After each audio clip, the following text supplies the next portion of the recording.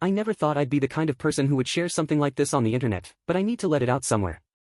The weight of it has been pressing on my chest for months, like an invisible anchor dragging me down every time I try to move forward.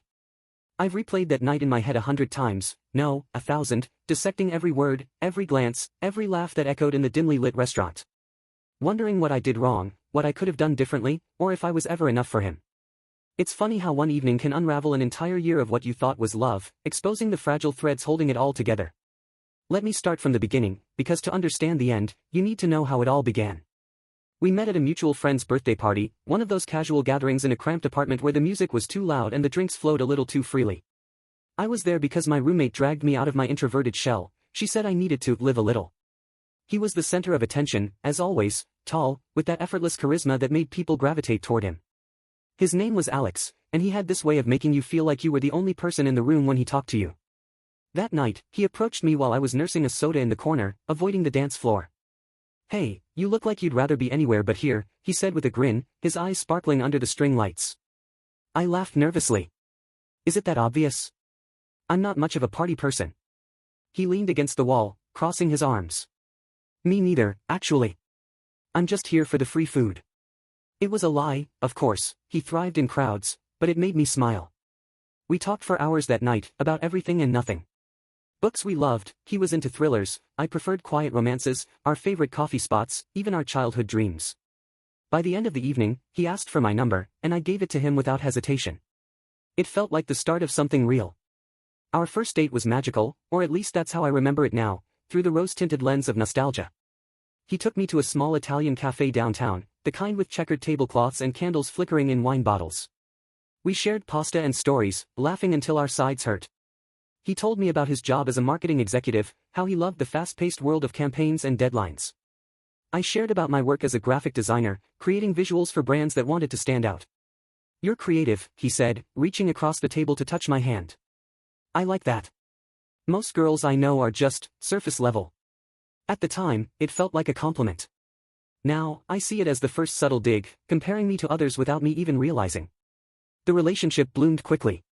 We spent weekends exploring the city, wandering through parks, trying new food trucks, binge-watching shows on his couch. He introduced me to his world, and I fell into it head first. He was the charming type, confident, funny, the guy everyone seemed to like.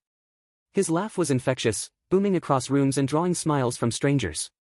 And I was the quiet one, content to listen, to observe.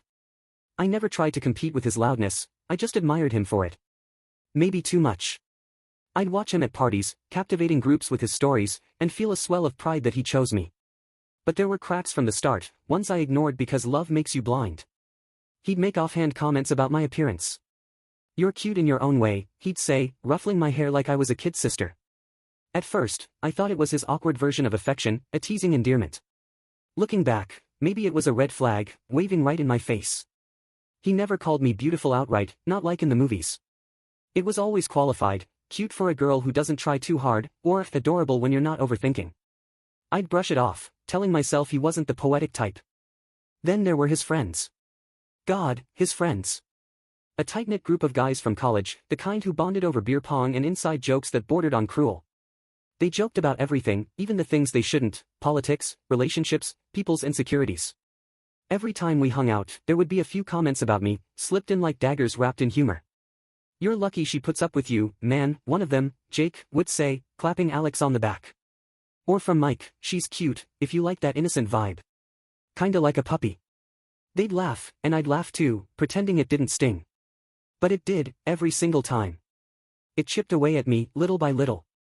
I'd go home and stare in the mirror, poking at my features, my straight brown hair that never held curls well, my average height, my soft curves that weren't model thin.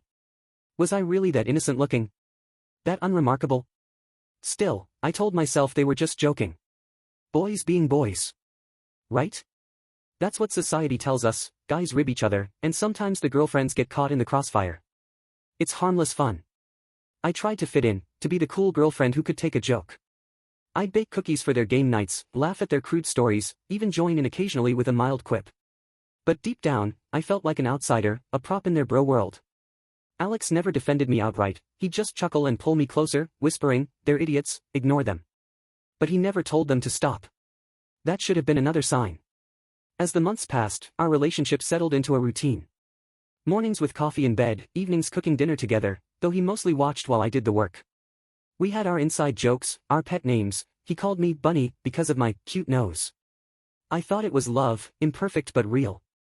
We talked about the future vaguely, trips we'd take, a dog we might adopt someday. I imagined a life with him, building something stable amid the chaos of our 20s. But the doubts crept in slowly. There were nights when he'd come home late from drinks with the guys, smelling of beer and indifference. He'd scroll through his phone while I talked about my day, nodding absent-mindedly. Sex became routine, less about connection and more about release. And those comments from his friends? They escalated subtly. At a barbecue one afternoon, as I flipped burgers in a sundress, Jake nudged Alex and said, "Dude, she's got that girl next door thing going on. Boring, but reliable." Alex smirked. "Yeah, she's my safe bet." Safe bet? Like I was a gamble he wasn't thrilled about winning. I confronted him once, after a particularly rough hangout. "Do your friends even like me?" I asked, my voice small in the darkness of our bedroom. He rolled over, sighing. "Babe, they're just messing around. Don't be so sensitive. You know I love you." Did I? Love shouldn't feel like this, like I was constantly auditioning for a role I'd already won. Then came that night. The night I'll never forget, the one that shattered everything like glass underfoot. We went out to this new restaurant he'd been talking about for weeks. It was called La Bella Vita, an upscale Italian spot with crystal chandeliers and white tablecloths that screamed elegance. Way fancier than the dive bars or fast casual spots we usually frequented. I was excited, maybe this was his way of showing he cared, of making an effort. I even spent extra time getting ready. I showered with my favorite vanilla-scented body wash, curled my hair into loose waves, fighting the frizz the whole time, and slipped into a soft pink dress he once said he loved. It hugged my figure just right, making me feel feminine and desirable. I applied a touch of mascara, some lip gloss, and for the first time in a while, I actually felt beautiful. Like I could hold my own next to him. I arrived a few minutes early, my heart fluttering with anticipation. The hostess led me to our table, and that's when I saw them, his friends, all four of them, already seated with drinks in hand. Jake, Mike, Chris, and Tom, laughing boisterously as if they owned the place. My heart sank a little. He hadn't mentioned they'd be joining. This was supposed to be our night, wasn't it? But I smiled and tried to play it cool, sliding into the seat next to Alex. "Hey, guys," I said, forcing cheer into my voice. "Didn't know it was a group thing tonight." Alex kissed my cheek casually. "Yeah, they wanted to check out the place too. More the merrier, right?" I nodded, swallowing my disappointment. The dinner started off normal enough. We ordered appetizers, bruschetta and calamari, and the conversation flowed around sports, work drama, and the latest movies. The guys joked around, their voices growing louder with each round of drinks. Beers turned to cocktails, and soon the table was buzzing with alcohol-fueled energy. I stayed quiet most of the time, sipping my wine slowly, interjecting with a laugh or a nod when it felt right. I didn't want to seem uptight. But then, as the entrees arrived, steak for the guys, pasta primavera for me, the tone shifted. Mike, ever the instigator, leaned back in his chair and eyed me with a smirk. "So, Alex, how's domestic life treating you? You two look all cozy." Alex chuckled, cutting into his meat. "It's good, man. She keeps me grounded." Jake jumped in, his words slurring slightly. "Grounded? More like tied down. Man, you really downgraded from your last girlfriend. What was her name?" "Sarah. She was a smoke show." I froze, my fork midway to my mouth. The words hit like a slap, hot and unexpected. Downgraded? From Sarah? I knew about her, his ex, the one who looked like she stepped out of a magazine, with long legs and perfect highlights. He'd mentioned her in passing, saying it ended because she was too high maintenance. But downgraded? I waited for Alex to defend me, to say something, anything. To shut it down. Instead, he laughed. A deep, genuine laugh that made my stomach twist. "Yeah, well, I guess I went for personality this time." The table erupted in laughter, glasses clinking as they toasted his wit. Personality? As if my looks were so lacking that my only redeeming quality was being nice. I felt my cheeks burn, the heat rising from my neck. I stared at my plate, the pasta suddenly looking unappetizing, a blur of colors swimming in my vision. But it didn't end there. Chris, not one to miss a beat, piled on. "Nah, she's not that bad, bro. She's just not your type. You usually go for the bombshells." And my boyfriend, the man I thought loved me, smirked, wiping his mouth with a napkin. Yeah, she's kinda cute, when the lights are off. That was it. The world just stopped. Time froze in that moment, the clatter of silverware and murmur of other diners fading into white noise. His words echoed in my mind, sharp and cruel, cute when the lights are off. Meaning what? That I was ugly? That he was ashamed of me in the daylight? That our intimacy was a charity act? The laughter continued, loud and oblivious, but I couldn't breathe. My eyes burned with unshed tears, my chest tightening like a vice. It felt like every insecurity I'd ever buried, about my nose being too wide, my smile too gummy, my body too ordinary, had just been laid bare in front of everyone, dissected under the harsh restaurant lights. I whispered, "Excuse me," my voice barely audible over their guffaws, and stood up on trembling legs. Alex didn't even look at me, he was too busy high-fiving Mike. I pushed through the crowded dining room, the elegant decor now feeling suffocating. Out the door, into the cool night air that hit my face like a wake-up call from reality itself. I leaned against the brick wall outside, gulping in breaths, willing the tears not to fall. Not here, not now. I waited, half expecting him to follow, to chase after me with apologies, to say it was all a misunderstanding. He didn't. Minutes ticked by, 5, 10. My phone buzzed in my purse. A text from him, "You're overreacting. Don't make a scene.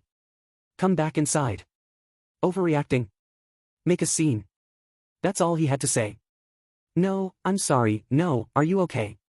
Just dismissal, like my feelings were an inconvenience to his fun night. That's when I knew. It wasn't just about what he said, it was about what he didn't feel. Respect. Care. Love. The absence of it hit me harder than any insult. He saw me as disposable, a punchline in his boys' club. I flagged down a cab, sliding into the back seat with numb limbs. As the city lights blurred past, the tears finally came. Not the loud, sobbing kind, the silent one, where your heart feels too heavy to beat, and the pain leaks out in quiet streams down your cheeks. The driver glanced at me in the rearview mirror but said nothing, bless him. When I got home to my small apartment, the one I'd barely spent time in since moving most of my stuff to his place, I collapsed on the couch. I pulled out my phone and scrolled through our photos, us at the beach, laughing with ice cream cones, a selfie from a hike, my hair windswept, him kissing my forehead on New Year's Eve. I deleted them all in a frenzy, my fingers shaking. Then, in a moment of weakness, I re-downloaded them from the cloud. Stared at them until my eyes hurt, searching for clues I'd missed. When had the love faded? Or had it ever been there? The next few days were a blur of agony. I called in sick to work, unable to face the world. He texted sporadically, "Babe, come on, it was a joke." Then, "You're being too sensitive." No real apology, just gaslighting. I didn't respond at first, but eventually, I mustered the courage to call him. "Why didn't you defend me?" I asked, my voice cracking. He sighed, exasperated. "Defend you from what? The guys were just teasing. You know how they are. Lighten up." Teasing? They called me a downgrade, Alex. You laughed. It wasn't serious. You're making this bigger than it is.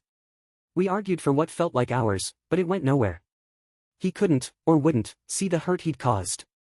That conversation was the final nail. I stopped eating for a while, surviving on tea and crackers, my appetite vanished under the weight of humiliation. I stopped going out, canceling plans with friends, hiding under blankets as if the world outside might judge me too. I felt invisible. Like I didn't matter, like my worth was tied to his approval, and without it, I was nothing. Nights were the worst. At 2 a.m., I'd pace the apartment, replaying the scene, questioning everything. Was I ugly? Had I been deluding myself all this time? The mirror became my enemy, reflecting back a girl I barely recognized, puffy eyes, pale skin, a shell of who I used to be. But here's the thing about breaking, sometimes, when you shatter completely, you get to rebuild from scratch. It didn't happen overnight, it was a slow, painful process, like learning to walk after a fall. I started small. Journaling became my lifeline. I bought a cheap notebook from the corner store and poured my thoughts onto the pages, raw, unfiltered. Entries about the pain, the anger, the confusion. Today, I hate him, one read. Tomorrow, I might hate myself less. Writing it out made it real, but also manageable, like transferring the burden from my heart to paper. I went on walks alone, first just around the block, then longer treks through the park. The fresh air cleared my mind, and nature reminded me there was life beyond him. I'd sit on a bench, watching couples stroll by, and instead of envy, I felt a spark of hope. Maybe one day, that could be me again, with someone who saw my light. I looked at myself in the mirror every morning and forced myself to find one thing I liked about what I saw. Some days it was my eyes, hazel and expressive, windows to a soul that had endured. Other days it was my smile, genuine even in pain. Or the freckles across my nose that I'd once hated but now saw as unique. Little affirmations: you are kind. You are strong. You deserve love that lifts you up. Friends noticed my withdrawal and reached out. My roommate, Lisa, showed up with takeout and rom-coms, letting me cry on her shoulder without judgment. "He's an ass," she said plainly. "You're better off." Hearing it from someone else helped solidify it in my mind. Weeks turned into months. I blocked him on everything: phone, social media, even email. He tried to reach out once, through a mutual friend, saying he missed me and wanted to talk. I didn't reply. Because by then, I realized something powerful: he didn't break me. He just showed me where I was already bleeding, from years of self-doubt, from settling for less than I deserved. Therapy helped too. I found a counselor online, affordable sessions where I unpacked not just this relationship, but patterns from my past. Why did I ignore red flags? Why did I seek validation from others? It was hard work, digging into those wounds, but healing always is. I rediscovered hobbies I'd neglected. Painting, splashing colors on canvas, creating abstracts that mirrored my emotions. Reading, diving into books about empowerment, like The Gifts of Imperfection by Brené Brown, which taught me vulnerability is strength. I even joined a yoga class, where the stretches mirrored my emotional flexibility, bending without breaking. Physically, I changed too. Not drastically, but intentionally. I started eating healthier, not to lose weight, but to nourish my body. Salads with fresh veggies, smoothies packed with fruits. I ran in the mornings, the rhythm of my feet pounding pavement syncing with my heartbeat, reminding me I was alive, moving forward. Socially, I branched out. I reconnected with old friends, made new ones at a book club. Flirted a little at coffee shops, not ready for anything serious, but testing the waters. It felt good to be seen, truly seen, without qualifiers. Now, months later, 6, to be exact, I still think about that night sometimes. Not with the raw anger of fresh hurt, but with clarity, like viewing it through a distant lens. It was a turning point, a brutal but necessary awakening. If a man makes you feel small, it's because he's terrified of how big your heart really is. Alex was insecure, projecting his flaws onto me to feel superior. His friends? Enablers in a toxic echo chamber. But me? I emerged stronger. I don't hate him anymore. Hate takes energy I'd rather spend on myself. I don't hate myself either. I've forgiven the girl who stayed too long, who laughed at jokes that cut deep. I learned that beauty isn't about validation from others. It's internal, radiant, unshakable. It's about standing tall when someone tries to tear you down and saying, "I'm still here. And I'm enough." So to the girl reading this who thinks she's not enough because someone said so, you are. You always were. Your worth isn't defined by cruel words or failed relationships. It's in your resilience, your kindness, your ability to rise. He called me ugly that night, in so many words. But I've never felt more beautiful than the moment I decided I deserved better. That decision was my rebirth. And now, as I type this, sitting in a cozy cafe with the sun streaming through the window, I feel free. The world is wide open, full of possibilities. Maybe I'll travel solo to Europe next year, or adopt that dog I always wanted. Life goes on, brighter without the shadows of doubt. If you're in a similar place, know this: the pain fades. You heal. And on the other side? A version of you that's unbreakable.